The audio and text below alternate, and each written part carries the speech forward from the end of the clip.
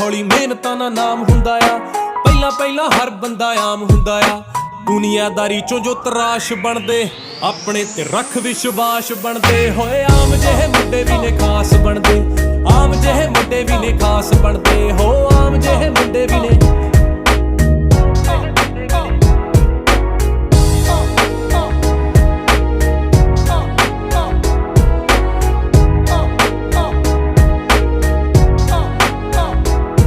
ਮਨ ਸੱਚਾ, ਸੋਚ ਉੱਚੀ, ਮਿਹਨਤੀ ਵੀ ਹੋਵੇ ਜਿਹੜਾ, ਉਸ ਬੰਦੇ ਦੀ ਤਰੱਕੀ ਫਟਾਫਟ ਹੁੰਦੀ ਆ।